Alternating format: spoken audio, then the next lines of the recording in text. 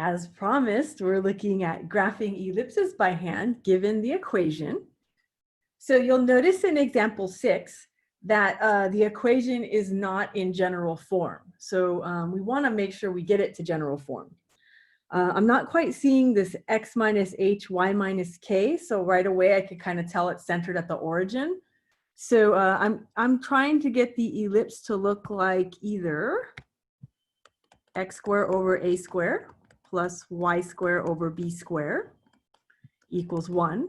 Or the other way around, it does look the same if you are just looking at this in numbers. X squared over b squared plus y squared over a squared equals 1. So one of those forms we'll soon see how this works. The best way when I'm looking at this, I do see the x squared and the y squared terms are already on the left-hand side, but we have a 100 on the right-hand side. We want this to be a number 1. So the best way to make this look like one of the two given equations right here is to divide everyone by 100. Makes it a little nicer. So that for sure is going to give us 100 over 100. We got the coveted 1 on the right-hand side. And now it's a matter of you just reducing the fraction that you see. So 25 over 100, you could definitely use a calculator if it helps, but these are kind of nice at this point. 25 over 100 is 1/4. So that should be x squared over 4. And 4 over 100 is 1 over 25. So that should be y squared over 25. So now just by kind of viewing or inspecting our equation, we do realize for the ellipse that the larger number is under the y term. So this is a heads up that we do have ourselves a vertical ellipse. So if we were viewing the equation, that's actually the one right next to it. So this allows us to name who the center is. We already kind of verified we do not see anything subtracted or added to the x or y before they're being squared. So the center is at the origin. So that's not bad. We might as well plot that. And then now it's kind of your judgment as to name who is A and who is B. So remember, in ellipses, the A is always bigger than the B. So in our case, we have the A squared equals 25. I'm trying to color code this for you. I'll do that. So just so that we could kind of see, I'll highlight that so that, whoops, highlight, not cross it out. There we go. So how you understand that I'm getting this, I'm saying, okay, I see that the A squared is equal to 25. So that's going to leave us with A equals 5. So this allows us to draw it. We count upwards. Y values count up and down from the center. So 1, 2, 3, 4, 5. And 1, 2, 3, 4, 5. And because we have ourselves a vertical ellipse, right away, those points that we just plotted are the vertices. So I'll name that in a second, but I'd like to finish drawing the rest of the ellipse. So the next thing we're looking for is the co-vertices, and that has to do with the B term. So if you're looking at B squared is actually 4. That means our B is equal to 2. So this means from the center, we'd be counting out 2 units to the right, 1, 2, and 2 units to the left to get our guide points for us to kind of draw the rest of the ellipse. So that's kind of the quicker part about all this. So I'll do my best to freehand. Oh, that wasn't so good. There we go. I'll do some erasing. So remember, we're trying our best to draw as symmetric of an ellipse as we can, trying not to make it pointy on the ends. So there we have our picture. And now from our picture, this is actually what I prefer to do instead of looking at the formulas. If I can tell where my vertices are, I can just count from the origin. There's no need to have anything memorized. So off to the side, I'll have to label these. I do see that the vertices They are located on the y-axis, the major axis on this part. So there would be one at 0, 5 and 0, -5. Okay, so let's see. We found the center. We found the vertices. We see them off to the side. They want us to find the foci now. So that's the only thing you really can't tell by looking at the graph. You actually have to use the equation. So just remember there's a little formula with finding the foci that has to do with C being the square root of a square minus b square. And so kind of keep in mind, there's a little pattern we're going to see later, but ellipse formulas always have a plus sign separating the x square and y square terms, but the equation for the foci have a minus sign. So they're opposites. Kind of keep that in mind. And that's found by creating right triangle and that Pythagorean theorem. So feel free to look that up. But if we're going to actually find the C, all we have to do is plug in who is a square. And remember, a square is 25.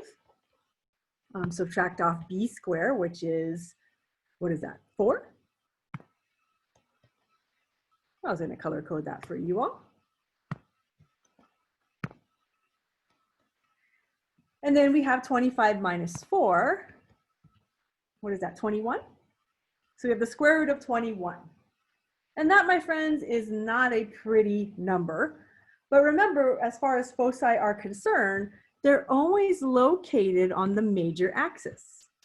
So they're located on the same axis as what you would see the vertices. So if you'd like to plot them so you get a better idea of what we're dealing with, we could use our TI to find out what type of number we are getting if we round. So I'll switch over so that you all can see really quick. I have square root of 21.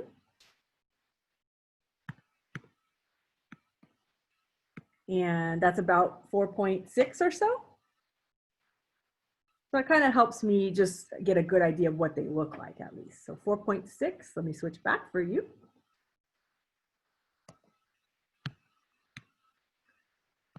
So approximately 4.6 units.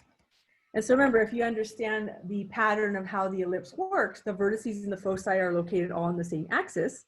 So we'd be counting 4.6 units up from the center. It's a little hard to see. I may have to, what do you call it, open this up a little bit. So 4.6 is a little over here, and 4.6 downwards, it's a little over halfway. So you might not be able to see it. I'll label them with an F. But you could really get the idea of how to name the ordered pair. So the foci, if we're counting, all we're doing is saying, oh yeah, they're on the y-axis, so it's kind of like y-intercepts. So same kind of behavior as the vertices. We're going to find the one on the top, 0, square root of 21. And the one on the bottom, 0, negative square root of 21. And you could kind of see it if you're interested. You can look at the formulas and plug in your A and your B and your X and your H, and you can kind of see it does end up to be the same thing. So we've got the center, the vertices, the foci, and we've already graphed. So we are good to go on this type of problem. Now, I might as well cover this in the same video. We're looking at example 7, and I'm interested in finding the center, vertices, and foci of this given ellipse in this nice general form. I'm happy that it's matching some of the equations that we are familiar with. And you may want to look at it and say, okay, it looks like there's a 1 already on the right-hand side. There is a plus sign in the middle. So that's already kind of a heads up that we've got ourselves an ellipse. And so then at this point, we just want to say, let's see if we can graph it, if we can name who our center is, our A and our B, and we'll be good to go. So let's kind of start with that first. Right now I can see my center. It's always H, K. Notice that we are not centered around the origin anymore because we have subtraction or addition with those x's and y's before we square it. And in our case, it's the opposite of what we see. So the x value of the center would be +2, and the y value of the center would be -1. So right away, I could plot that while I'm here. So that's the first part. We're good to go. Next thing I'd kind of identify for myself is, do I have the larger number under the x squared term or larger number under the y squared term? So I looked at 49 is larger than 16. So right away, that kind of gives me a heads up that I've got myself a horizontal ellipse. So that's going to be wider than it is tall. But that kind of also just leads me into the formula of understanding that we're having this generic formula, x minus h squared over a squared, because the a in our case for ellipses is always bigger, plus y minus k squared over b squared equals 1. So then that also gives us a heads up, who is a squared? A squared equals 49. So that tells us that a equals 7. So that's a big hint that the width of our ellipse, how far we go out left from the center, is counting 7 units. So we can do that from the center, not the origin, remember. 1, 2, 3, 4, 5, 6, 7. And 7 to the left. 1, 2, 3, 4, 5, 6, 7. So I'll plot those points. And what we actually have right now would be the vertices. Notice that the way the horizontal ellipse is orientated, the major axis will be parallel to the x-axis. Horizontal movement goes with horizontal ellipses. Okay, so we'll also do the same thing with the b's as well. I think I switched the color code from the previous example, but that's okay. We'll go with that. In my case, I get b squared equals 16. So that's telling me that b equals 4. So that's going to tell us what the co-vertices are. So you just count upwards 4 units. 1, 2, 3, 4. And downwards 4 units. 1, 2, 3, 4. So that gives us our major guide points. This allows us to quickly graph the ellipse by hand. We'll do the best that we could. I always get a little shaky when it's in one quick swoop. Sometimes you see me have to kind of go over and over again just to get it a little more symmetric, but this is really good just so that we can get an idea of what it looks like. So the graphing part is taken care of. We just want to identify the other parts that will be important for us. So like I said, I really don't rely on the formulas. They are there for you if you do need them. But if I kind of know how the pattern works with the vertices and the foci being all on the same axis, all I have to do is locate them on the graph and then I count to find them. So for instance, if I'm looking at the vertices, I've already plotted them. I just need to count from the origin. So I can actually find the 2 coordinates for those. So counting from the origin, you got to be careful. One of the vertices, I'm going to go with the one on the left. I'd be saying -1, 2, 3, 4, 5. So -5 and then -1. And the other vertice, from the origin, we'd be counting out 1, 2, 3, 4, 5, 6, 7, 8, 9, and also down 1. So that's kind of a very nice way as long as you understand this pattern. I will show you, just in case, if you're interested, the formula that goes along with having a horizontal ellipse. They actually give us the vertices being, what is it? The horizontal ellipse would be h minus a, comma k, and h plus a, comma k. And I just want to verify that you'll see it. But all this really does is just showing you how everything got shifted based on who the center was. It's still counting left and right. So if you kind of remember, we're going to go back really quick just to kind of label out who's our H, who's our K, and we'll know who our A is. We already figured that out. Okay, so as far as the center is concerned, the H is 2, the K is -1. And A, I believe that was 7. So if we're going to plug this into our formula, just so that you all can see, if H is 2, I have 2 minus 7, comma, K, which is -1. And H again is 2 plus 7, 8, and K is also -1. And you could kind of see if you do the computations, we are getting the same thing we got when we counted.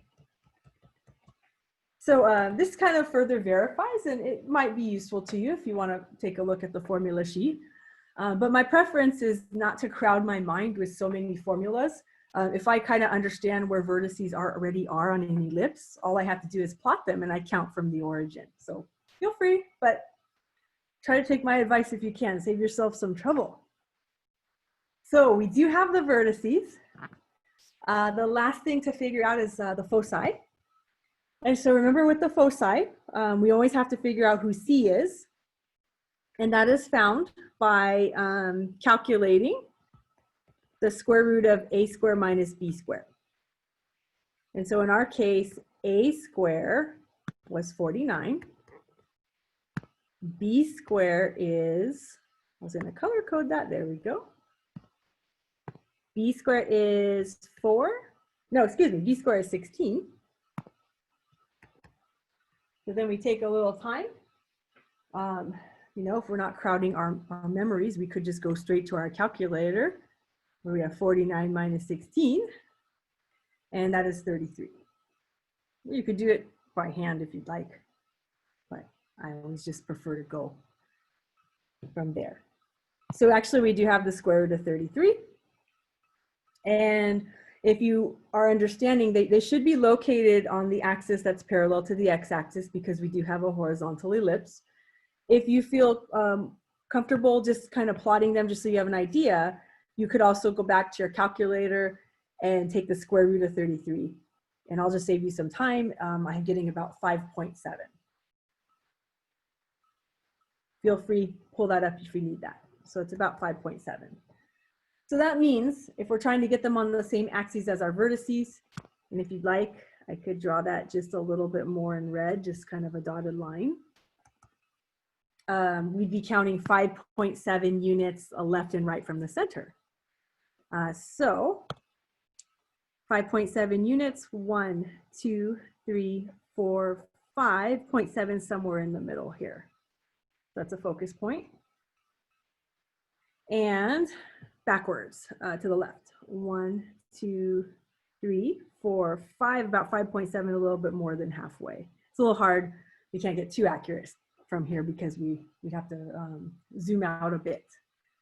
But if you kind of understand what this means, you're just trying to name the points if you prefer. As far as the focus points are concerned, we'd be looking at trying to understand how do we find this first focus point on the left.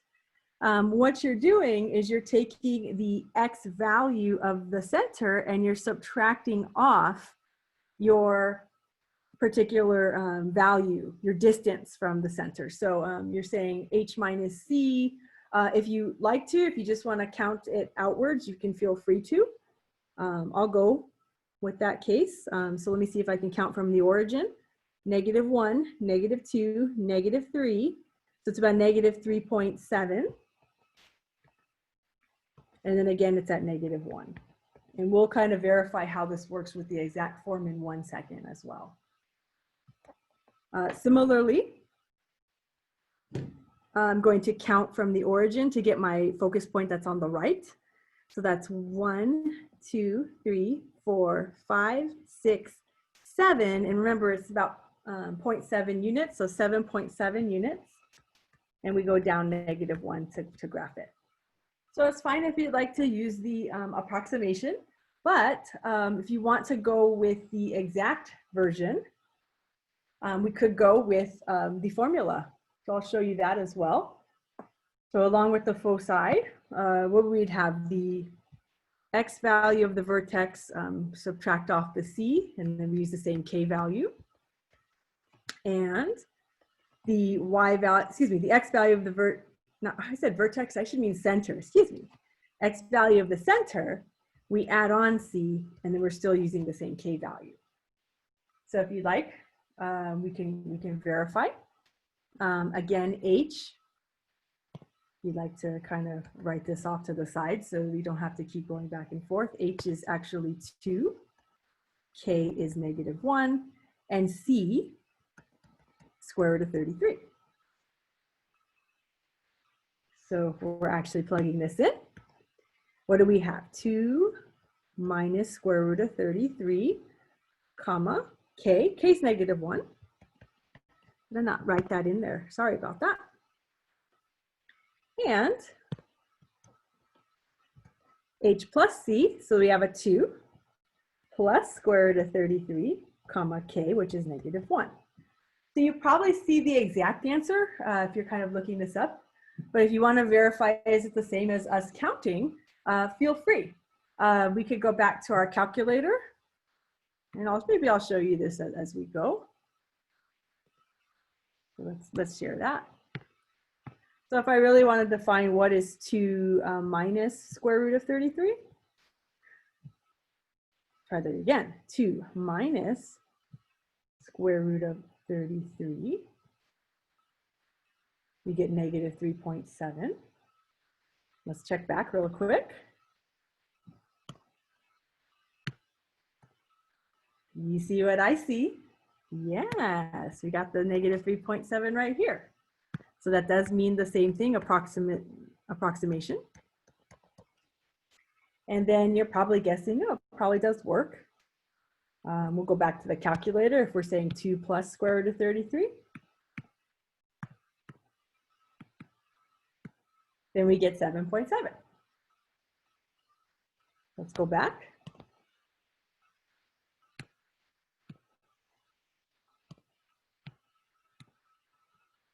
And that's exactly what we found as well. So if we were approximating that, just kind of making sure that, yeah, we can get the same approximations by counting as we can with our actual formulas. So it really shouldn't matter which way you do it, like whether or not you have the approximation or the exact value, just pay attention to the directions, but also be flexible. So if you were to find the approximations, just be flexible to understand, is that the same thing when you check your answer? Is that the same thing as the exact value? So I hope this helps. It looks like we found everything we needed in this particular problem. Take some time to practice these on your homework, and you should be good.